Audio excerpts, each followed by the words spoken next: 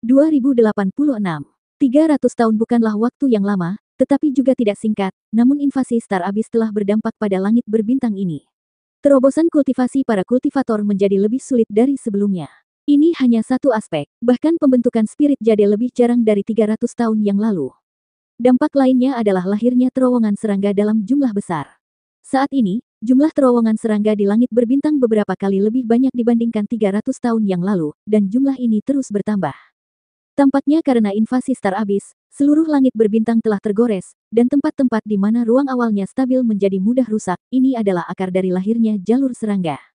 Ada satu manfaat memiliki lebih banyak jalur serangga, yaitu memudahkan para kultivator untuk bepergian. Medan perang garis depan terdekat berjarak beberapa galaksi, dengan bantuan peta bintang yang diberikan oleh Bao Wu, Lu Ye dan Jiuyan menemukan terowongan serangga di dekatnya dan menggunakannya untuk melintasi jarak jauh. Beberapa hari kemudian, sebuah benteng terapung besar muncul di pandangan kedua orang itu. Melihatnya dari kejauhan, Lu Ye terkejut. Keterampilan pemurnian senjata di langit berbintang ini memang jauh lebih baik daripada di langit berbintang tempatnya dilahirkan. Benteng sebesar itu terlalu kuat. Ini adalah kapal perang super, dan tidak mudah untuk memperbaikinya. Menurut tanda di peta bintang, benteng pertempuran guntur ini adalah salah satu benteng di medan perang garis depan, dan terdapat ratusan benteng serupa di medan pertempuran garis depan di sini, tersebar di langit berbintang, membentuk lingkaran yang mengelilingi seluruh medan perang. Skala medan perang juga berbeda dari imajinasi awal Lu Ye. Medan perang garis depan di sini mencakup bidang bintang yang luas dari beberapa galaksi.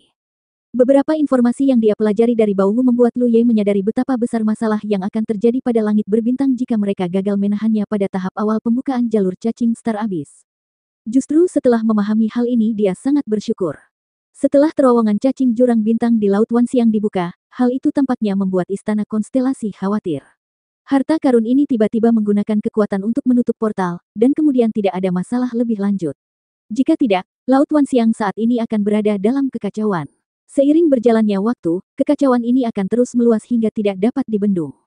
Kedatangan kedua orang tersebut jelas menarik perhatian Thunder Battle Castle. Bagaimanapun, mereka adalah dua ahli dengan aura asing di alam dewa, terutama Jiuyan, yang telah mencapai alam dewa puncak. Pada saat yang sensitif seperti itu, Kastil Guntur tidak akan mengabaikan kemunculan alam dewa asing. Jadi sebelum mereka berdua tiba di Kastil Guntur, sebuah kapal perang datang ke sana. Mesin Ki yang kuat muncul dari kapal perang, mengunci keduanya dari kejauhan. Mesin Ki itu bukanlah mesin Ki para kultivator, tetapi kapal perang. Di sana ada banyak susunan serangan dan senjata ajaib. Jika keduanya berani melakukan tindakan gegabah, mereka akan terkena badai serangan yang dahsyat. Ada sosok lain yang berdiri di dek kapal perang, memandang ke sini dengan waspada. Lu Ye dan Jiuyan dengan berani melangkah maju untuk menemuinya. Setelah beberapa saat, mereka berdiri lebih dari 10 mil jauhnya dari kapal perang. Lu Ye dengan jelas merasakan bahwa kultivator di seberangnya sedang menatapnya. Dia mengenakan armor mekanis humanoid yang cantik. Dia tampak seperti seorang wanita. Armor mekanis itu setinggi dua orang dan dia memegang bola di tangannya. Dia melihat ke arah Lu Ye dan Jiuyan dari kejauhan, lalu menundukkan kepalanya untuk menyelidiki. Ketika Lu Ye melihat ini, dia segera teringat instruksi Bao Wu sebelumnya dan memahami bahwa alam dewa ini sedang menyelidiki asal-usul dirinya dan Jiuyan. Karena terkadang ada beberapa orang asing dari langit berbintang lain yang menyelinap dan menimbulkan kekacauan, maka kini semua ahli di langit berbintang ini telah terdaftar. Dengan cara ini, meski mereka tidak saling mengenal, mereka masih bisa mendeteksi satu sama lain melalui beberapa cara. Bola itu seharusnya menjadi sarana seperti ini. Tapi Lu Ye dan Jiuyan baru saja tiba, jadi tidak ada catatan dan pihak lain tidak dapat menemukan apapun dari apa yang dia rasakan. Baik Lu Ye maupun Jiuyan tidak memiliki aura Star Abyss pada mereka, yang membuatnya bingung. Faktanya, mudah untuk membedakan orang asing dari Star Abyss. Aura Star Abyss tidak dapat disembunyikan sama sekali, terutama di depan alam dewa. Bingung, dia bertanya dengan lembut. Dari mana kalian berdua? Menurut kata-kata yang telah diatur sebelumnya, Lu Ye maju selangkah dan menangkupkan tangannya. Seorang pertapa yang tidak keluar dari pengasingan selama ratusan tahun tiba-tiba mendengar kabar buruk tentang langit berbintang. Saya datang ke sini untuk melayani Anda. Pertapa kultivator. Wanita itu tercengang. Dalam 100 tahun pertama invasi Star Abyss, beberapa kultivator pertapa memang dipaksa keluar, dan mereka semua cukup kuat, tapi itu sudah 300 tahun, apakah ada pertapa yang tidak peduli dengan urusan duniawi? Setelah berpikir sebentar, dia melambai dan berkata, kalian berdua datang ke sini untuk berbicara dulu. Lu Ye mengangguk, dan Jiuyan melangkah maju bergandengan tangan, dan segera tiba di kapal perang. Wanita itu tidak melepas armornya, dan bahkan banyak mesin di kapal perang itu masih terkunci rapat pada Lu Ye dan Jiu Yan, dan jelas tidak mempercayai kata-kata Lu Ye. Inilah yang harus dilakukan, bahkan jika dia tidak merasakan aura Star Abyss dari Lu Ye dan Jiu Yan, bukan berarti tidak akan ada masalah dengan dua dewa aneh yang tiba-tiba muncul ini.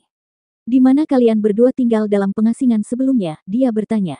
Lu Ye dengan santai menyebutkan nama sebuah galaksi. Ada bintang tak dikenal di sana. Bintang itu tidak hilang selama ratusan tahun. Baru beberapa hari yang lalu saya merasakan gerakan aneh, jadi saya pergi keluar untuk menyelidikinya. Siapa tahu bahwa ada bencana di langit berbintang. Dalam armor, wanita itu sedikit mengernyit. Dia tidak bisa mengetahui apa yang dikatakan Lu Ye secara detail. Dia memikirkannya dan berkata, lupakan, kamu bisa mengikutiku ke dalam kastil. Jika ada masalah dengan kedua orang ini, saat mereka akan memasuki kastil Guntur, mereka harus diekspos. Bahkan jika mereka benar-benar orang asing Star Abyss, tidak mungkin mereka dapat membuat gelombang apapun di Guntur Battle Castle. Tidak ada Star Abyss Strangers yang ingin menyelinap masuk sebelumnya, tapi tidak peduli seberapa kuat atau lemahnya mereka, semuanya berakhir tragis. Kapal perang itu dengan cepat mundur ke kastil Guntur dan mendarat di sebuah kota. Lu Ye melihat sekeliling dan menemukan bahwa tidak banyak kultivator di benteng, beberapa kultivator bahkan tidak terlalu kuat, yang membuatnya merasa aneh. Wanita yang mengenakan armor menyapa. Ikutlah denganku, aku akan mengantarmu. Sebelum dia selesai berbicara, dia berhenti dan mendengarkan dengan cermat, seolah-olah dia telah menerima beberapa instruksi, dan kemudian berkata, Tuan Kastil memanggil kalian berdua, ikut aku. Dia sedikit terkejut. Secara logika, dia akan membawa Lu Ye dan Jiu Yan ke tempat khusus untuk memverifikasi secara menyeluruh bahwa mereka bukan orang asing dari Star Abyss. Jika tidak ada masalah, maka dia akan mendaftarkan keduanya. Tapi dia tidak menyangka kalau Tuan Kastil baru saja mengirim pesan secara langsung. Karena Tuan Kastil mendapat perintah, tentu saja dia harus melaksanakannya tanpa syarat. Beberapa saat kemudian, mereka bertiga sampai di halaman kecil dengan bebatuan dan air mengalir, lingkungan asri, dan sebuah kolam, dengan seseorang yang gemuk duduk bersila di samping kolam.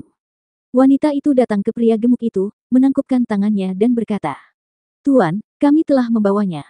Tuan itu mengangguk sedikit, pergi dan lakukan pekerjaanmu. Ya, wanita berarmor menjawab, dan melirik Lu Ye dan Jiu Yan sebelum mundur. Lu Ye, seorang praktisi pertapa, bertemu dengan Master Kastil dengan kakak perempuanku Jiu Yan. Lu Ye melangkah maju untuk memberi hormat, dan mau tidak mau bertanya-tanya dalam hatinya, keterampilan seperti apa yang dipraktikkan oleh Master Kastil hingga menjadi begitu gemuk. Ini benar-benar gumpalan daging. Kepala bulat bola itu jatuh ke badan, dan lehernya tidak terlihat sama sekali. Pemilik kastil sedang memancing, tetapi tidak ada ikan yang menggigit kailnya sama sekali. Dia menoleh untuk melihat ke arah Lu Ye dan Jiu Yan, dan mengulurkan tangannya sambil tersenyum. Duduklah, tidak perlu bersikap formal. Lu Ye berbicara dengan serius. Kami tidak berani sombong di depan pemilik kastil. Alasan utamanya adalah tidak ada tempat duduk, jadi lebih baik berdiri. Terlebih lagi, Master Kastil yang gemuk dan tidak tahu malu ini memberinya perasaan yang sangat unik. Dalam persepsinya, dia tidak bisa mendeteksi kedalaman orang lain sama sekali. Dia diam-diam melirik ke arah Jiu Yan, yang juga memiliki ekspresi serius dan menggelengkan kepalanya perlahan. Ini adalah pria yang kuat, dan sangat kuat. Kalau tidak, Jiu Yan tidak akan memiliki ekspresi seperti itu. Hati Lu Ye tergerak, penguasa kastil ini mungkin telah mendirikan yayasan daonya sendiri. Dari mana kalian berdua? Tanya sang Master Kastil sambil tersenyum, sepertinya sedang mengobrol. Lu Ye hendak mengulangi apa yang dia katakan sebelumnya, ketika Master Kastil berkata lagi. Aku bertanya tentang langit berbintang tempat kalian berdua dilahirkan. Lu Ye tidak bisa menahan diri untuk tidak berkedip. Apa maksud Master Kastil? Haha. Tuan Kastil menoleh dan menatap Lu Ye dan Jiu Yan dengan serius. Jika aku tidak melihatnya dengan mataku sendiri, itu akan sulit dipercaya. Tidak ada jejak dari langit berbintang ini di tubuhmu, bagaimana kamu bisa datang dari langit berbintang lainnya ke sini? Apakah langit berbintangmu juga diserang oleh Star Abyss? Dia sepertinya memiliki banyak keraguan dan tidak sabar untuk mendapatkan jawaban. Hati Lu Ye dipenuhi dengan kekacauan, dia tidak pernah menyangka bahwa identitas sebenarnya dari dirinya dan Jiu Yan akan terungkap dalam sekejap. Apakah ada jejak langit berbintang di tubuh Anda? Apakah ini terlihat? Jangan takut, Tuan Kastil sepertinya melihat kekhawatirannya dan berkata dengan lega. Jika aku punya niat buruk terhadapmu, aku tidak akan membiarkanmu datang. Ini pertama kali saya bertemu kultivator dari langit berbintang lain. Jadi saya mengajukan lebih banyak pertanyaan. Lu Ye menenangkan diri dan berkata, bagaimana Tuan Kastil mengetahuinya? Sekarang setelah seseorang menunjukkannya, tidak ada gunanya terus bersikap bodoh. Sebaliknya, dia bahkan mungkin menyinggung pihak lain dan bahkan akan lebih baik untuk mengakuinya dengan mudah, dan dia bisa merasakan bahwa pemilik kastil tidak memiliki niat buruk terhadap dia dan Jiuyan. Penguasa kastil berkata, saya tidak melihatnya, tetapi seseorang memberitahu saya. Seseorang memberitahu dia, siapa?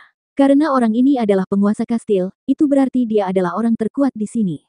Bahkan dia tidak bisa melihatnya. Siapa lagi yang bisa melihat rahasia ini? Mengenai siapa yang memberitahuku, aku tidak bisa memberitahumu.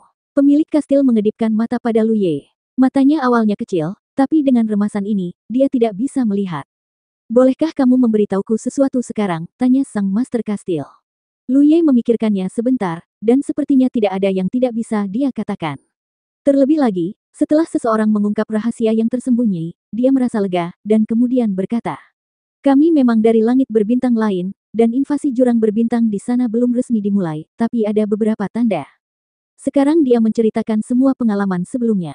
Tuan kastil mendengarkan dengan cermat. Setelah beberapa saat, dia menunjukkan pandangan yang jelas, tandu hantu.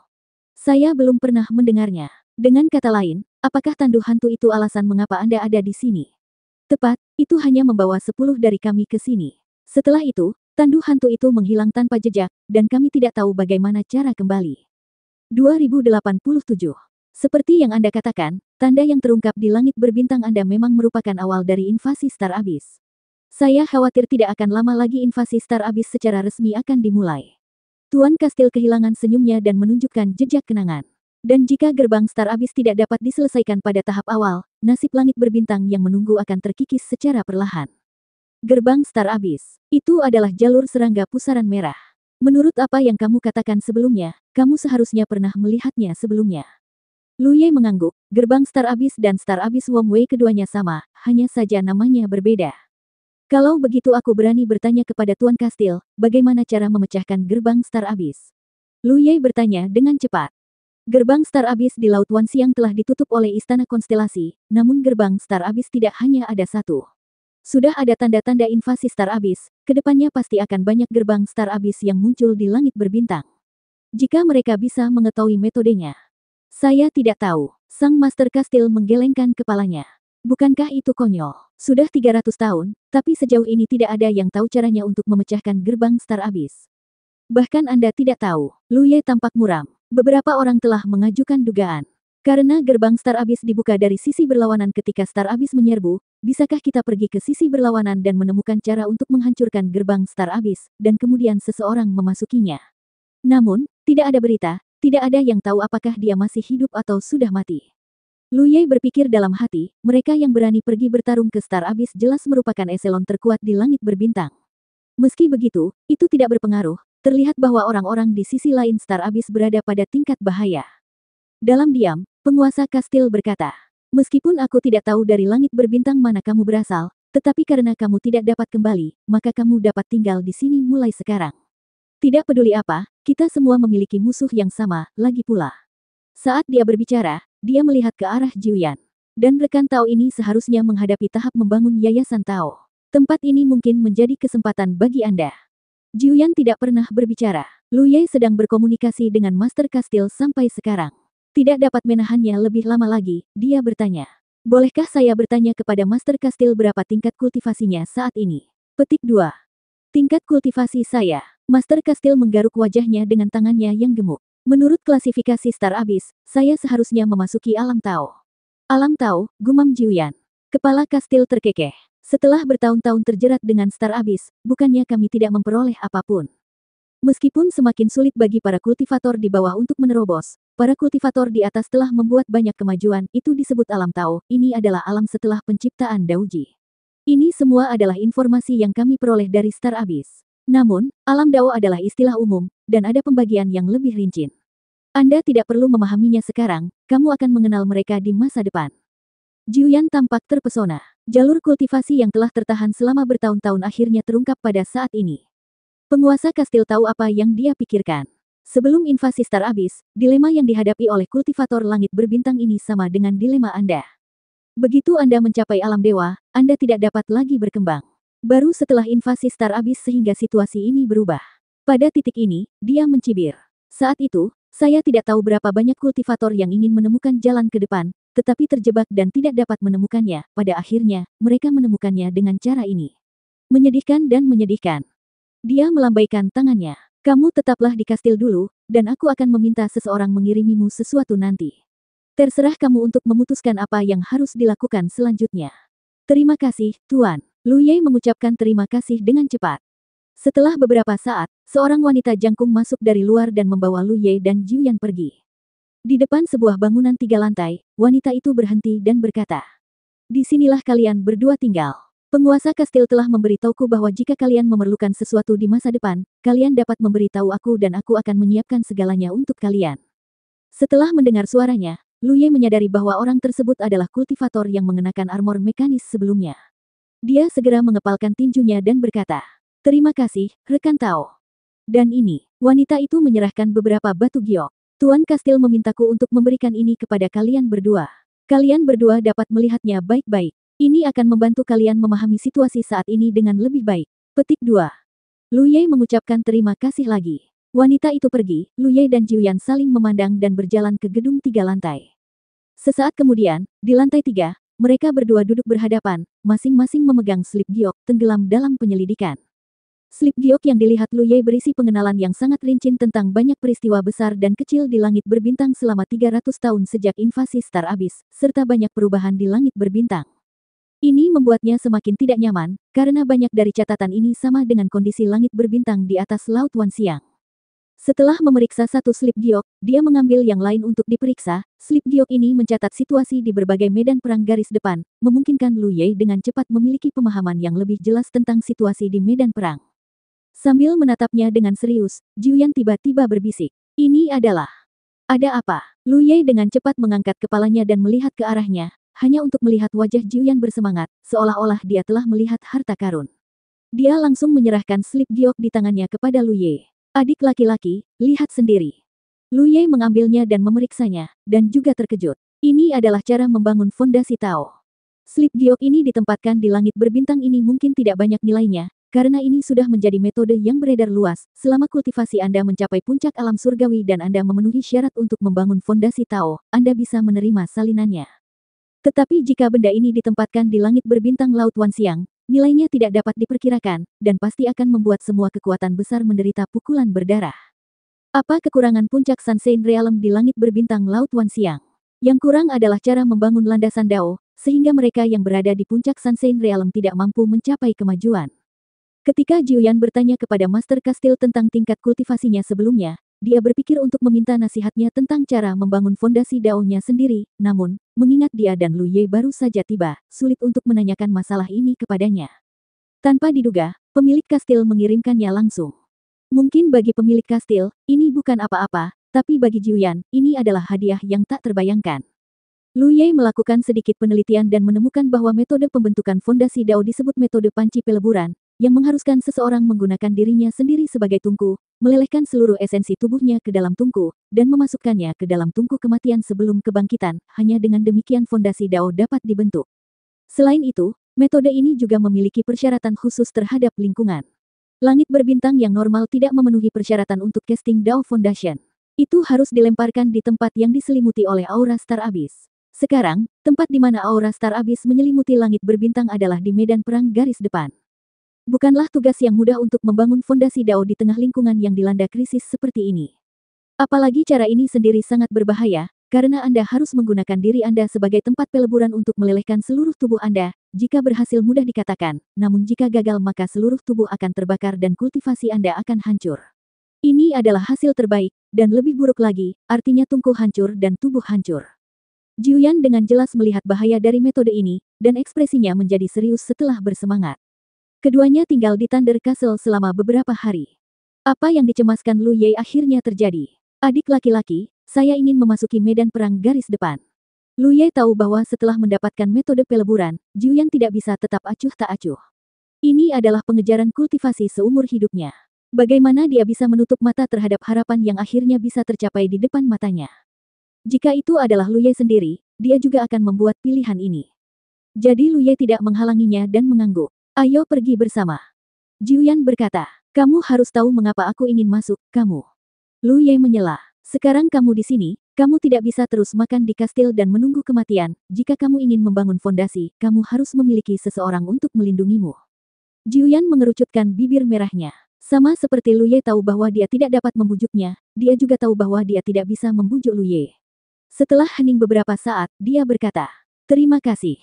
Lu Ye menggelengkan kepalanya dan memasuki medan perang garis depan, bukan hanya karena Jiuyan, tapi bahkan tanpa Jiuyan, dia akan membuat pilihan ini. Setelah mengambil keputusan, tidak ada keraguan. Segera, keduanya terbang bersama. Dalam beberapa hari terakhir, wanita itu datang lagi, mengirim utusan kepada Lu Ye dan Jiuyan, dan mendaftarkan mereka. Karena objek komunikasi biasa memasuki tempat yang tertutup aura jurang bintang, maka sulit untuk mengerahkan efeknya, sehingga kultivator di langit berbintang telah mencoba terus-menerus selama 300 tahun, menggabungkan beberapa informasi yang diperoleh dari pengunjung Star Abyss, dan menyempurnakan sesuatu seperti not musik. Meski jangkauan komunikasi benda ini di tempat yang tertutup aura jurang bintang juga terbatas, setidaknya jauh lebih baik dari notasi musik biasa. Tidak banyak batasan bagi para kultivator dari Kastil Guntur untuk memasuki medan perang, kecuali untuk beberapa tindakan khusus yang memerlukan beberapa pemimpin yang kuat untuk memimpin tim. Ketika tidak ada tugas lain, tindakan para kultivator sepenuhnya didasarkan pada kemauan mereka sendiri.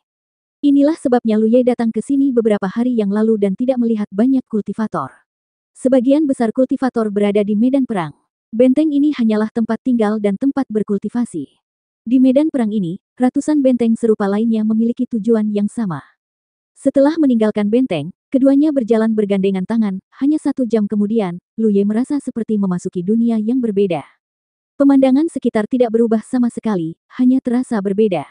Dia tahu di dalam hatinya bahwa dia sedang memasuki tepi medan perang, karena sudah ada aura jurang maut di sini, dan aura jurang maut yang ada di mana-mana memiliki sifat penekan yang aneh, yang ditekan bukanlah kekuatan para kultivator, tetapi aspek lainnya. Misalnya, jangkauan deteksi spiritual, dan jarak transmisi not musik biasa. Cakupan medan perang ini sangat luas, dan di tengahnya adalah gerbang Star Abyss yang terlihat seperti pusaran merah. Ketika gerbang Star Abyss pertama kali muncul, itu tidak dapat dibendung dan dihancurkan tepat waktu. Aura jurang bintang yang kaya menyebar dari pintu, mengikis langit berbintang dan menyebar keluar, menyebabkan medan perang menjadi semakin besar. Dan perluasan ini dipertahankan sepanjang waktu. Oleh karena itu, semakin dekat Anda ke pusat medan perang, semakin kuat aura Star Abyss. Dan aura jurang bintang ini seperti air bagi ikan bagi para pendatang dari Star Abyss. Setelah orang asing Star Abyss itu meninggalkan jangkauan yang dicakup oleh aura jurang bintang, kekuatan mereka akan sangat berkurang. 2088. Aura Star Abyss mempunyai pengaruh yang sangat besar terhadap kekuatan orang asing dari Star Abyss. Ini adalah informasi yang dengan tegas dicatat dalam slip giok. Terutama penyerbu yang belum membentuk Dao Foundation, jika mereka keluar dari aura Star Abyss, kekuatan yang bisa mereka keluarkan tidak akan berbeda dengan kultivator biasa. 3 kultivator dari Star Abyss yang muncul di Laut Wanxiang masih terpatri jelas dalam ingatan Lu Ye, terutama Iblis Banteng. Hanya saja, dia dan Jiuyan yang bekerja sama, dikalahkan, pihak lain bahkan bisa menahan kekuatan harta atribut, yang terlalu dilebih-lebihkan. Tapi saat Istana Konstelasi diproyeksikan ke gerbang Star Abyss, kekuatan dari 3 ahli Star Abyss termasuk Niu Yao dengan cepat melemah. Pada saat itu, Lu Ye tidak tahu apa yang sedang terjadi, tapi sekarang dia mengerti. Ketiga penyusup dari Star Abyss belum mendirikan Dao Foundation. Gerbang Star Abyss diblokir oleh proyeksi Istana Konstelasi, membuatnya melemah dengan cepat. Secara relatif, penyusup dari Star Abyss yang telah membentuk fondasi Dao dan memasuki alam Dao tidak terlalu bergantung pada aura Star Abyss. Bahkan jika mereka meninggalkan jangkauan yang dicakup oleh aura Star Abyss, mereka masih bisa menjadi kuat untuk jangka waktu tertentu tanpa segera melemah. Ini juga yang menjadi alasan mendasar mengapa langit berbintang di sini mengalami kerugian besar dalam 100 tahun pertama. Pada saat itu, banyak alien dari Starry Abyss yang telah memasuki Dao Realm bergegas keluar dan menyebabkan kerusakan pada seluruh bagian langit berbintang. Para kultivator di langit berbintang ini perlahan-lahan melawannya sampai mati menggunakan taktik lautan orang. Alasan mengapa kekuatan ahli Star Abyss sangat bergantung pada aura Star Abyss sepenuhnya karena kekuatan luar biasa yang disebut kekuatan Dao. Bagi Star Abyss, kekuatan luar biasa ini seperti energi spiritual di alam semesta, ada di mana-mana. Selama tingkat kultivasi kultivator Star Abyss mencapai tingkat sinar matahari, dia dapat menyaring kekuatan ini ke dalam tubuhnya selama latihan dan bertarung melawan musuh. Kekuatannya tidak terbatas saat digunakan. Niu Yao sangat kuat pada saat itu karena dia menggunakan kekuatan taunnya, jadi meskipun tingkat kultivasi Jiuyan lebih tinggi darinya, dia tetap bukan tandingannya. Tetapi saat Istana Konstelasi mengerahkan kekuatannya dan menyegel gerbang Star Abyss, Iblis Banteng kehilangan kontak dengan Star Abyss, kekuatan Tao yang disimpan sementara di dalam tubuh menjadi pohon tak berakar dan segera dipukul kembali ke bentuk aslinya. Lu Ye diam-diam bersukacita karena Iblis Banteng itu tidak memasuki alam Tao, Jika tidak, bahkan dengan bantuan istana konstelasi, pertempuran hari itu tidak akan berakhir dengan mudah. Bagi para kultivator langit berbintang, setelah dan sebelum memasuki alam Tao adalah dua keberadaan yang sangat berbeda. Bagi ahli Star Abyss, hal yang sama juga berlaku. Dengan begitu banyak informasi yang terlintas dalam pikiran, Lu Ye mengirimkan pesan suara ke Jiuyan. Kakak senior, ini pertama kali kita ke sini, jangan masuk terlalu dalam. Karena ketergantungan kultivator Star Abyss pada aura Star Abyss, semakin dekat ke pinggiran medan perang besar ini, semakin lemah musuh yang mereka temui. Karena ahli Star Abyss yang relatif kuat tidak mau tinggal di pinggiran, aura Star Abyss di pinggiran semakin tipis yang membuat mereka semakin tidak nyaman. Meskipun hal ini tidak mutlak, tidak ada yang dapat menjamin bahwa kultivator dari Star Abyss akan tiba-tiba keluar dan berkeliaran, namun hal ini akhirnya memberikan kesempatan kepada kultivator Starry Sky untuk memanfaatkannya. Bagi kultivator di tingkat Jiuyan, selama mereka tinggal di tempat dengan aura inilah mereka dapat membangun fondasi Dao dan memiliki modal untuk melawan musuh. Tentu saja Lu Ye berharap Jiuyan bisa menciptakan Daoji dengan cara yang paling aman. Sedangkan untuk dirinya sendiri, meskipun dia benar-benar ingin mengetahui apa yang disebut kekuatan Tao, dia tidak memiliki cukup kultivasi dan tidak ada harapan seperti itu. Beberapa slip batu giok yang diberikan oleh penguasa kastil dengan jelas menyebutkan bahwa kecuali kultivator langit berbintang membangun fondasi Tao dan memasuki alam Tao, dia tidak dapat menyentuh kekuatan Tao. Ini berbeda dengan orang asing Star Abyss. Selama orang asing Star Abyss telah mencapai level Sunshine Realm, mereka memiliki kualifikasi ini. Alasannya mungkin karena Star Abyss Strangers lahir dan besar di Star Abyss, sifat fisik mereka agak berbeda dengan kultivator Starry Sky, dan dapat lebih mengakomodasi keberadaan kekuatan Dao. Jelas sekali apa yang Lu Ye katakan tentang Jiuyan, dia benar-benar tidak sabar untuk menciptakan Daoji, tapi dia tidak pernah menjadi orang yang sembrono, jadi dia segera mengangguk. Oke. Terus bergerak maju, tidak ada kultivator lain yang terlihat, ini jelas karena medan perang terlalu besar dan kultivator di sini tersebar. Karena keduanya berhati-hati, mereka tidak bergerak terlalu cepat, tetapi semakin dalam mereka memasuki medan perang, semakin tebal aura jurang di sekitar mereka. Meski aura ini tidak bisa dilihat atau disentuh, namun tetap bisa dirasakan. Perasaan paling intuitif adalah jangkauan eksplorasi spiritual Lu Ye di daerah sekitarnya jauh lebih kecil dibandingkan di awal. Sesuatu yang gelap tiba-tiba muncul di depan mereka, dan Lu Ye serta Jiuyan menyadarinya hampir pada waktu yang bersamaan. Mendongak, Jiuyan segera mengenali apa itu. Kawanan serangga Star Abyss. Dia segera meraih Lu Ye dan bergegas menuju tanah terapung tidak jauh dari sana. Tiba dengan cepat, dia menyapu pikirannya dan menemukan lokasi tersembunyi untuk bersembunyi. Lu Ye juga mengatur formasi untuk menutupi tubuhnya dan menahan auranya. Kawanan serangga Star Abyss tidak ada hubungannya dengan insektoid. Mereka bukanlah makhluk cerdas. Jika mengklasifikasikannya, mereka lebih seperti monster bintang. Kawanan serangga Star Abyss mempunyai bentuk yang berbeda-beda, ada yang kuat dan ada pula yang lemah. Mereka dapat dilihat di mana-mana di medan pertempuran Star Abyss, sepertinya banyak sekali kawanan serangga seperti itu di sana. Kawanan serangga yang akan muncul di tempat ini seharusnya tidak terlalu kuat, tapi yang terbaik adalah berhati-hati dalam segala hal. Sebelum situasinya dipastikan, Lu Ye tentu saja tidak berani bertindak gegabah. Jika ada seseorang di dalam kawanan serangga ini yang telah memasuki alam Tao, maka dia dan Jiuyan tidak memiliki kekuatan untuk melawan. Sepertinya penyelidikan spiritualnya menarik perhatian kawanan serangga tersebut. Tak lama setelah mereka bersembunyi, kawanan serangga tersebut mengikuti jejaknya dan sampai di sekitar daratan terapung. Melihat lebih dekat, Lu Ye menyadari bahwa setiap serangga dalam kawanan ini tampak seperti nyamuk seukuran kepalan tangan, tetapi semuanya berwarna merah darah dan terlihat sangat aneh. Di tengah-tengah kawanan serangga, terdapat satu individu yang sangat besar, hampir seukuran bayi, yang jelas merupakan raja dari kawanan serangga. Mereka berkeliaran, tetapi masih belum ditemukan. Inilah kelemahan kawanan serangga, sekuat apapun mereka, karena tidak memiliki kecerdasan, selama tersembunyi dengan baik pada dasarnya tidak ada masalah. Lu Ye dengan hati-hati memeriksanya, lalu menatap Jiuyan. Saat berikutnya, kedua orang itu melompat keluar dari tempat persembunyian, masing-masing mengaktifkan kekuatan sihir mereka, dan mencegat serta membunuh mereka ke kiri dan ke kanan.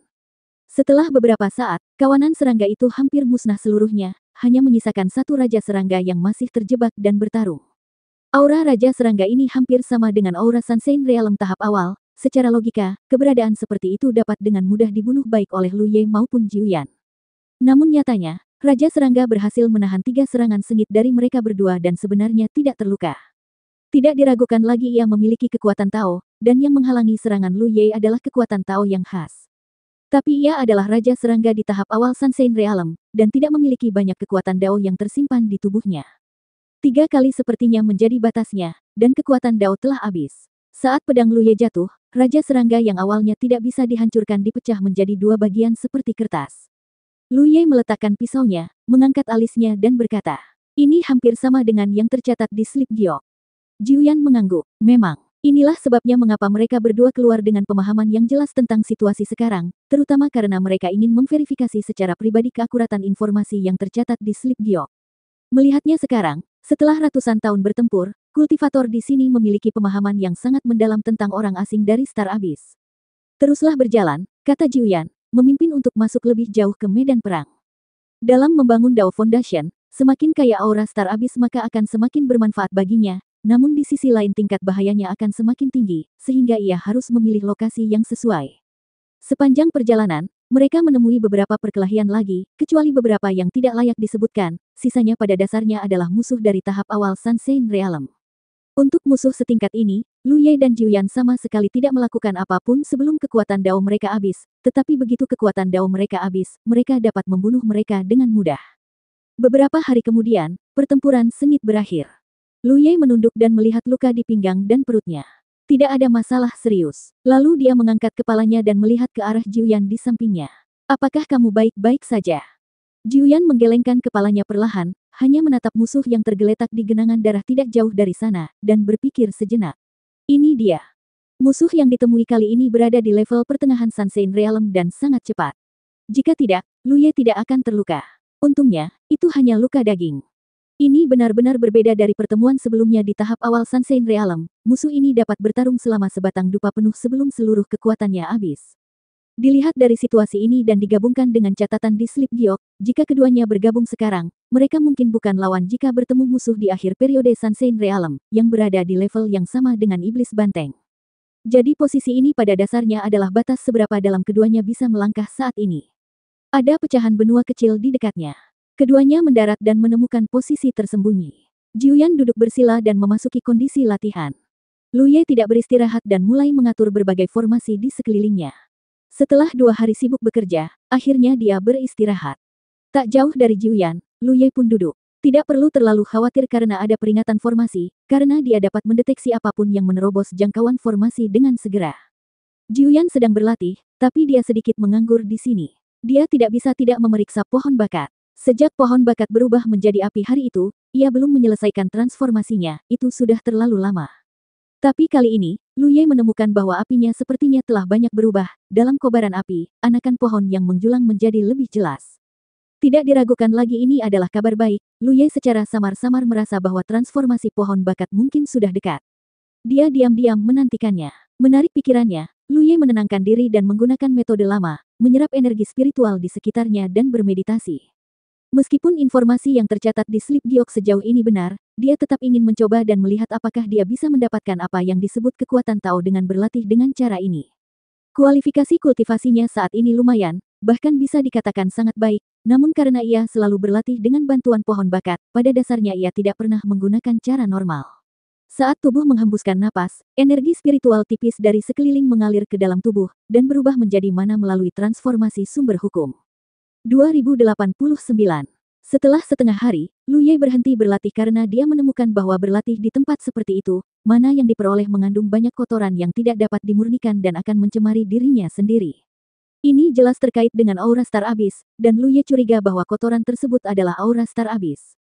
Karena ada masalah seperti itu, wajar untuk berhenti berlatih, jika tidak maka hanya akan membuat kekuatan sihir menjadi semakin keruh dan kekuatannya menjadi semakin lemah. Dia hanya bisa mengasah teknik rahasia penekan jiwa. Waktu berlalu, dan 2 bulan telah berlalu. Keduanya bersembunyi di lokasi yang baik, dan mereka tidak diganggu sama sekali selama 2 bulan terakhir. Ada beberapa kali perkelahian di dekatnya, tapi Lu Ye mengabaikannya. Pada hari ini, Jiuyan, yang sedang dalam kondisi berkultivasi, perlahan membuka matanya. Lu Ye merasakan sesuatu di dalam hatinya dan dengan cepat berbalik untuk melihat. Jiuyan menatapnya dan menggelengkan kepalanya perlahan. Lu Ye tahu bahwa dia tidak membuat banyak kemajuan dalam latihannya dalam 2 bulan terakhir, dan berkata dengan lembut.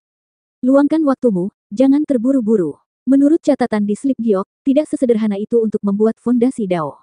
Beberapa orang menghabiskan lebih dari 10 tahun untuk berhasil. Rekor terpendek adalah lebih dari setengah tahun. Kakak senior, kamu baru berlatih selama 2 bulan. Itulah kebenarannya, tapi, Jiuyan merasa sedikit kecewa. Dia tidak memperoleh apapun dari latihannya selama 2 bulan. Menurut catatan metode Tungku, dia mencoba menggunakan Dauji, dia memang punya beberapa ide, tetapi kemajuannya sangat lambat. Menurut kemajuan ini, diperlukan waktu bertahun-tahun yang tidak diketahui untuk mencapai titik peleburan inkarnasi dan tingkat peleburan fondasi tubuh. Dia dan Lu Ye sekarang tinggal di sini. Meskipun kastil pertempuran Guntur menerimanya, mereka berdua bukanlah kultivator dari langit berbintang ini, dan mereka tidak berdaya. Dia ingin menjadi lebih kuat secepat mungkin, sehingga dia bisa memiliki tingkat perlindungan diri tertentu dalam lingkungan seperti itu. Ekspresinya menjadi tegas. Adik laki-laki, saya ingin masuk lebih dalam. Lu Ye merenung sejenak setelah mendengar kata-kata itu, lalu berdiri dan berkata, "Kalau begitu ayo pergi." Jiuyan menghentikannya dan menatap matanya dengan serius. "Aku sendirian, kamu kembali ke kastil Guntur." Jika tingkat kultivasi Lu Ye sama dengan miliknya, dan dia memenuhi syarat untuk membangun Yayasan Tao, maka keduanya secara alami dapat saling membantu. Tapi Lu Ye baru berada di tahap awal Sunshine Realm saat ini, dan masih jauh dari levelnya, bagaimana dia bisa rela membiarkan Lu Ye menemaninya mengambil risiko. Lu Ye berkedip, "Kakak senior, kamu meremehkanku. Dalam hal kultivasi, aku memang tidak sebaik kamu, tetapi dalam hal melawan musuh, aku memiliki 2 harta di tangan." Jiuyan ingin mengatakan sesuatu yang lain, tapi dia tidak ingin mendengarnya lagi. Dia memimpin dan terbang ke depan, memanggil, "Ayo pergi." Ini adalah pertama kalinya Jiuyan mengetahui bahwa Lu Ye memiliki sisi yang mendominasi. Dia tertegun sejenak, dan melihat Lu Ye berjalan semakin jauh, dia segera menyusulnya.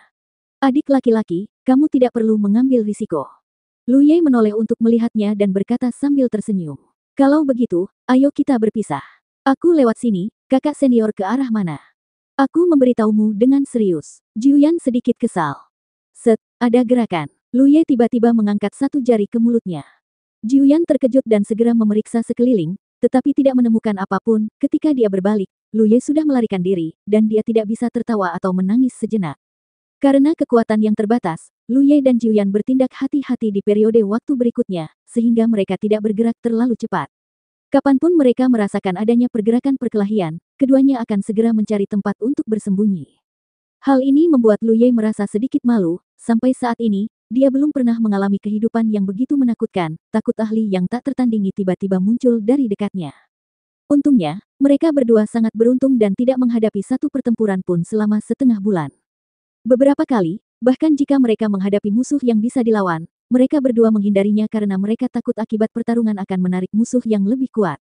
Setengah bulan kemudian, aura Star Abyss di tempat mereka berada tidak diragukan lagi 2 kali lebih kuat dari sebelumnya. Sudah ada orang asing dari Star Abyss di akhir periode Sunshine Realm di sini. Baik Jiuyan maupun Lu Ye tahu bahwa ini adalah batas sebenarnya. Jika mereka melangkah lebih jauh, mereka akan mendekati kematian. Mereka mungkin bertemu dengan seseorang yang telah mendirikan Yayasan Dao.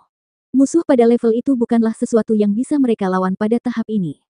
Lu Ye menemukan daratan terapung yang terbuat dari pecahan bintang, terdapat lubang besar di atasnya, yang masuk jauh ke dalam dan memanjang ke segala arah. Itu adalah tempat persembunyian alami. Jiuyan jelas sangat puas dengan tempat ini. Sama seperti sebelumnya, dia menemukan tempat untuk berlatih.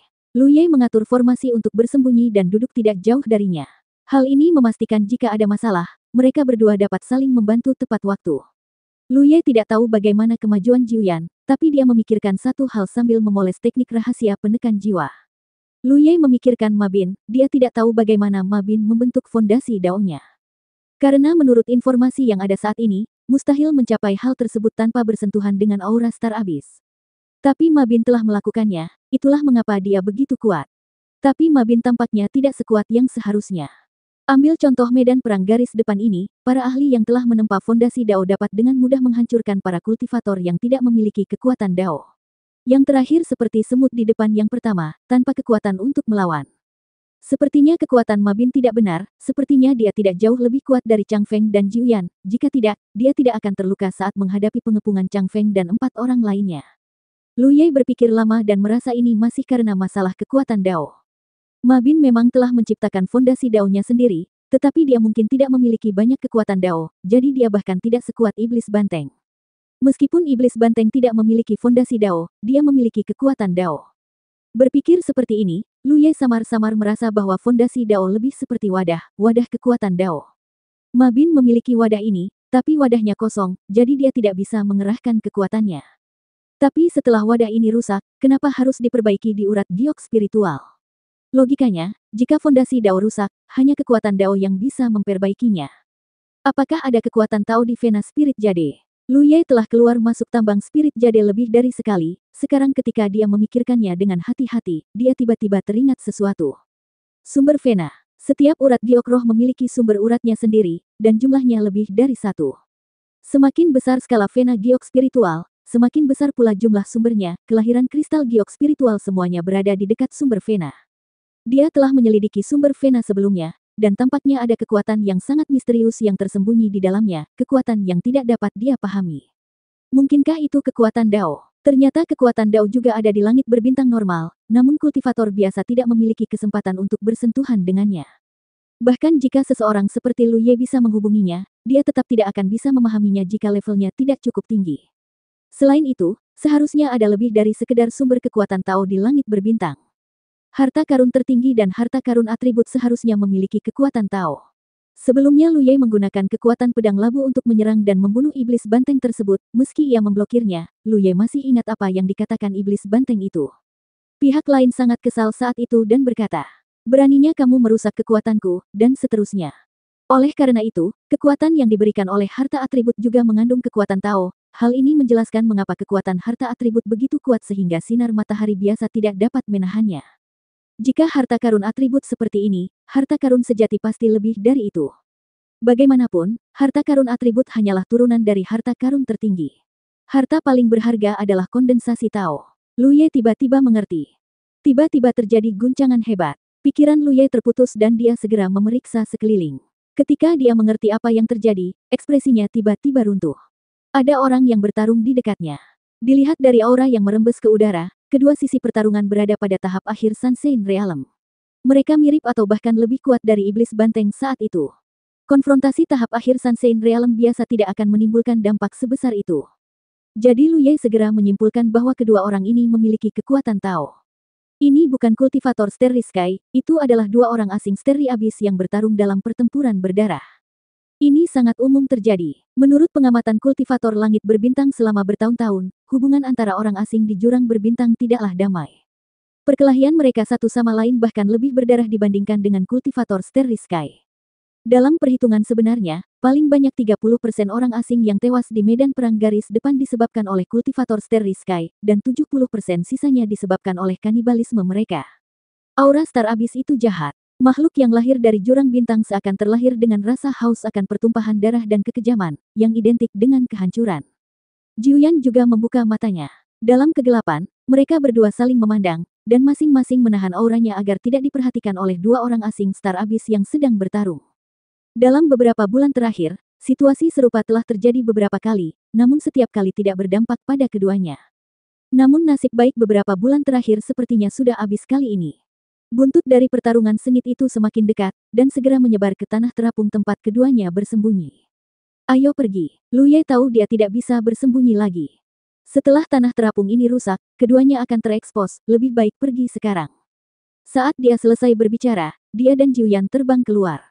Namun, sudah terlambat, pertarungan antara dua alien dari Star Abyss menyapu daratan terapung dan menghancurkannya dengan kekuatan yang dahsyat. Lu Ye dan Jiuyan mencoba yang terbaik untuk mengaktifkan kekuatan sihir mereka, tetapi mereka tidak dapat mempertahankan tubuh mereka, mereka terlempar karena ledakan tersebut. Jiuyan meraih salah satu tangan Lu Ye tepat waktu untuk mencegahnya terpisah darinya. Dia berusaha sekuat tenaga untuk mengerahkan kekuatannya sendiri dan akhirnya berhasil menstabilkan tubuhnya. Saat dia mendongak lagi, mata Jiuyan tiba-tiba menunjukkan ekspresi putus asa. Tidak tahu kapan, sesosok muncul di hadapannya, itu adalah insektoid. Meski bertubuh manusia, ia memiliki mulut yang ganas, berlumuran darah, dan karapas tebal di permukaan tubuhnya menunjukkan tanda-tanda patah. Dia juga memegang tubuh lemas di tangannya, berlumuran darah dan daging.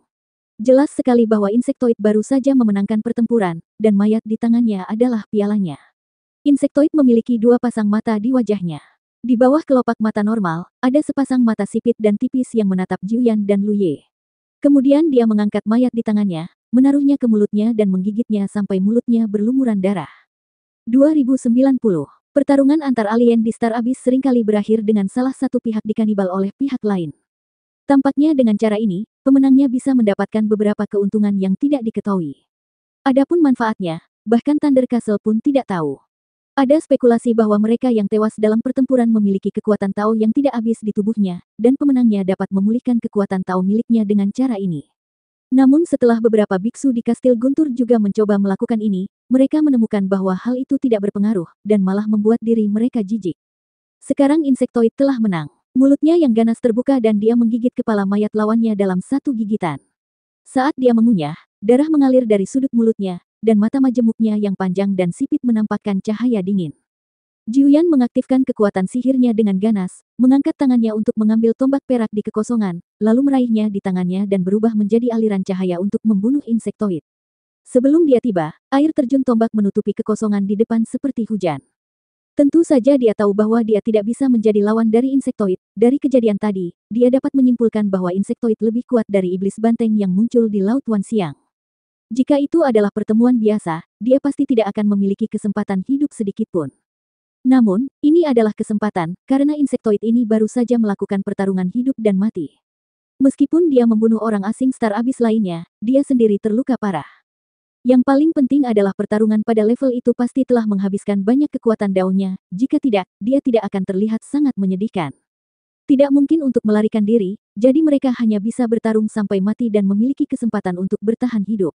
Insektoid yang sedang berpesta tiba-tiba membuka mulutnya dan meraung tanpa suara, ketika riak yang terlihat dengan kasat mata menyebar, mereka menutupi tubuh Jiuyan.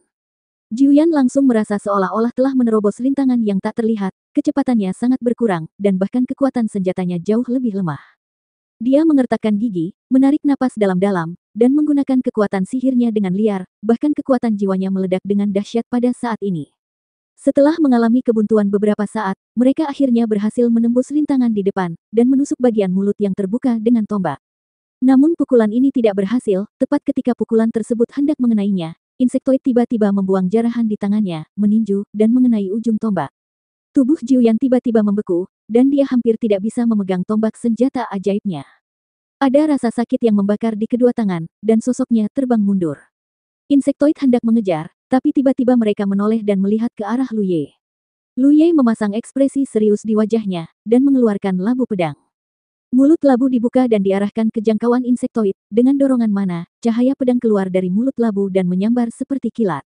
Tentu saja, mustahil bagi Lu Ye untuk tidak menyadari apa yang Jiuyan sadari, jadi Lu Ye sudah siap segera setelah dia mengambil tindakan. Jika ingin bertahan hidup hari ini, tidak realistis untuk segera melarikan diri. Mereka hanya bisa bergabung dan bertarung dengan pihak lain, mencari peluang untuk membunuhnya, atau melarikan diri. Harta karun. Suara dalam insektoid terdengar, dan mata normalnya menatap labu pedang dengan ekspresi serakah, seolah-olah dia telah melihat harta karun yang bagus. Cahaya pedang menyambar, dan klan insektoid tidak berani mengabaikannya. Dia tidak menganggap serius Lu Ye dan Jiuyan karena dia dapat merasakan bahwa mereka berdua tidak memiliki kekuatan Tao dan hanyalah kultivator langit berbintang biasa. Kultivator seperti itu, tidak peduli seberapa kuat mereka, sama seperti semut di depannya. Tetapi harta atributnya berbeda, kekuatan harta atribut dapat menyebabkan kerusakan padanya. Terlebih lagi, setelah kekuatan harta karun atribut diaktifkan, jika tidak mempersiapkannya terlebih dahulu, tidak dapat dihindari dan hanya dapat memblokirnya. Insektoid mendapatkan kembali ketenangannya, dan dengan tergesa-gesa menggunakan kekuatan sihir untuk melindungi dirinya. Cahaya pedang menembus permukaan tubuhnya, tetapi terhalang oleh kekuatan sihirnya, seperti adegan ketika Lu Ye menghadapi iblis banteng di Laut Wan Siang. Pada saat itu, Lu Ye sangat kagum bahwa iblis banteng dapat memoles kekuatan sihirnya dengan begitu gigih, tetapi sekarang dia tahu bahwa ini bukanlah masalah kekuatan sihir tetapi masalah kekuatan Dao. Cahaya pedang menjadi semakin terang, dan insektoid meraung.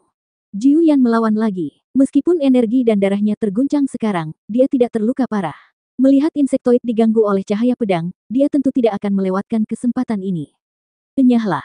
Insektoid tidak sabar. Saat bertarung melawan cahaya pedang, dia meninju Jiuyan dari jauh. Sosok Jiuyan tertegun saat dia bergegas pergi. Sihir pelindungnya hancur oleh pukulan ini, dan dia terkejut. Terlebih lagi, ini hanyalah pukulan biasa dari lawan, dan masih sangat kuat walaupun dilancarkan dari jarak jauh.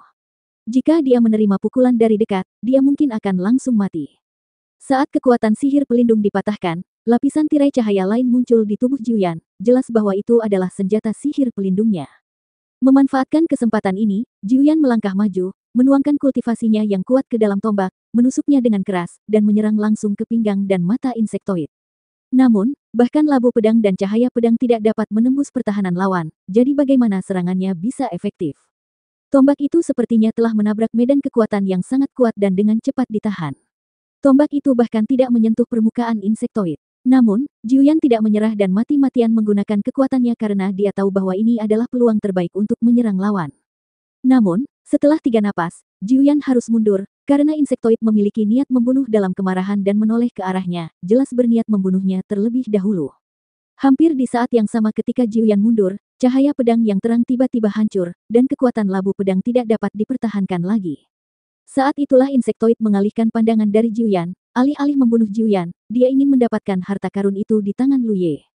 Bagi semua orang asing di Star Abyss, harta atribut sangat berguna. Dengan bantuan kekuatan harta atribut, mereka dapat memperoleh kekuatan ekstra dan tumbuh lebih cepat. Saat dia mengambil langkah, insektoid terkejut menemukan bola api mekar dari sisi Lu Ye, menyapu ke arahnya. Kekuatan mengerikan yang terkandung dalam api tidak kurang dari cahaya pedang sebelumnya. Meskipun labu di tangan Lu Ye terlihat tidak berbeda dengan yang baru saja dilihatnya, insektoid masih sangat menyadari satu hal. Harta karun lainnya. Harta atribut bukanlah masalah besar. Meskipun merupakan turunan dari harta karun tertinggi, jumlahnya tidak banyak baik di langit berbintang maupun di jurang bintang. Merupakan berkah besar bagi seorang kultivator untuk memiliki harta atribut. Sekarang, satu orang sebenarnya memiliki 2 harta karun di tangannya. Dia begitu bahagia hingga hampir tertawa terbahak-bahak, hanya ada satu pikiran yang muncul di hatinya, semuanya milikku. Namun dia segera menyadari ada sesuatu yang tidak beres, karena kekuatan Tao-nya telah sangat terkuras, dan tidak jelas apakah dia dapat memblokir kekuatan harta atribut kedua ini. Tapi sekarang Lu Ye telah mengaktifkan kekuatan labu api, dia tidak bisa membiarkannya bergeming sama sekali, dia hanya bisa mengertakkan gigi dan menggunakan kekuatannya sendiri dengan liar. Sebuah bola api jatuh ke insektoid, langsung menyulutnya dan mengubahnya menjadi bola api yang menyala-nyala. Tapi meski dia diselimuti oleh kekuatan labu api, insektoid justru menyerang Lu Ye. Dengan 2 harta di depannya, dia harus mengambilnya terlebih dahulu sebelum dia mengatakan apapun. Adapun kekuatan labu api, selama tenaganya belum habis, tidak akan menimbulkan kerugian apapun padanya. Dia bisa merasakan bahwa tingkat kultivasi Lu Ye tidak tinggi, setidaknya dengan tingkat kultivasinya, dia seharusnya tidak berada dalam posisi ini. Namun ketika dia benar-benar bertarung dengan Lu Ye, dia menemukan bahwa tingkat kultivasi Lu Ye tidak tinggi, namun dia sangat fleksibel. Dia melakukan beberapa tembakan namun gagal mengalahkan lawannya. Lu Ye tidak berdaya. Setelah mengaktifkan kekuatan labu api, dia sudah bersiap untuk mengundang Jiuyan melarikan diri bersama. Terlepas dari apakah insektoid dapat memblokir kekuatan labu api, akibat dari pertarungan di sini sudah menyebar, jadi tentu saja dia tidak akan tinggal lama. Saat lawan diganggu oleh kekuatan labu api, mereka mungkin memiliki kesempatan untuk melarikan diri. Di luar dugaan, klan insektoid justru mengincarnya sehingga membuatnya tidak mungkin bisa pergi. Saat ini, ia hanya bisa menghindarinya dengan menggunakan teknik melompat, tidak berani menghadapinya secara langsung. Bagaimanapun juga, kekuatan labu api yang menyala-nyala tidak membedakan antara kawan dan lawan. Jika dia tidak sengaja terkontaminasi, dia tidak akan berakhir dengan baik. Saat ini, dia tidak memiliki pohon bakat untuk digunakan. Tak jauh dari situ, Jiuyan terlihat cemas. Menghadapi situasi ini, dia tidak punya solusi yang baik. Dia hanya bisa menggunakan senjata ajaib untuk menyerang dari jarak jauh dan menembakkan sinar cahaya misterius untuk menghalangi insektoid. Setelah lebih dari 10 napas, api tiba-tiba menghilang, dan sosok insektoid muncul kembali. Hampir di saat yang bersamaan, seberkas cahaya misterius menghantam tubuh insektoid, yang jelas merupakan serangan dari Jiuyan. Cahaya misterius menerpa dada insektoid, menyebabkan dia terhuyung, bekas luka besar muncul di dadanya, dan darah mengalir. Jiuyan terkejut, dan kemudian tiba-tiba menyadari. Kekuatan Tao-nya telah habis. Saat dia berbicara, dia telah menyerangnya dengan tombak. Lu Ye juga memperhatikan hal ini. Selama penggerebekan, dia muncul seperti hantu di sisi insektoid. Ketika pedang Panshan terhunus, dia menebasnya. Terdengar suara samar binatang mengaum, dan hantu besar berkepala binatang muncul, membuka mulutnya yang berdarah. Taring telanjang. Insektoid yang malu tiba-tiba menoleh dan menatapnya dengan dingin, dengan lengkungan aneh di sudut mulutnya, ia mengulurkan tangan untuk meraihnya. Lu Ye tiba-tiba berpikir, oh tidak, insektoid baru saja terluka, itu sengaja menunjukkan kelemahan. Cakar tajamnya menembus bayangan binatang itu, dan bayangan binatang itu hancur, lalu dengan mudah menembus sihir pelindung Lu Ye, dan mencengkeramnya dengan kuat. Lu Ye hanya merasakan sakit di dadanya, tidak hanya itu, tapi sepertinya ada kekuatan yang sangat aneh yang menembus dadanya dan menyerang tubuhnya. Saat dia menarik diri dan mundur dengan tergesa-gesa, dia berkeringat dingin. Untungnya, dia menyadari ada sesuatu yang salah pada waktunya, Jika tidak, dia akan terluka parah bahkan jika dia tidak mati. Sekarang hanya segumpal daging dan darah di dadanya yang dirobek oleh musuh, jadi itu bukan masalah besar. Namun krisis ini bukannya tidak mungkin terjadi. Insektoid gagal mencetak satu pukulan pun dan segera mengejarnya seperti belatung di tulang tarsal. Perasaan krisis yang belum pernah terjadi sebelumnya menyelimuti tubuh dan pikiran, pada saat ini, bahkan aliran waktu di sekitarnya pun tampak melambat. Penglihatan Lu Ye melintasi sosok insektoid dan melihat Jiu Yan, yang dengan cemas datang untuk mendukung, tapi dia masih agak jauh dan sudah terlambat. Dengan tergesa-gesa, Lu Ye menjentikkan jarinya, dan tetesan darah berharga terbang menuju insektoid, 4 tetes darah berharga dikorbankan dalam sekejap. Bahkan tidak ada waktu bagi darah berharga untuk berubah menjadi klon, dan kekuatan yang menakutkan dan kuat meledak dari darah berharga tersebut. 4 bola darah meledak hampir bersamaan, menutupi sosok insektoid di dalamnya. Ledakan yang sangat besar menyebabkan tubuh Lu Ye terbang keluar, dan luka di dadanya menjadi lebih serius.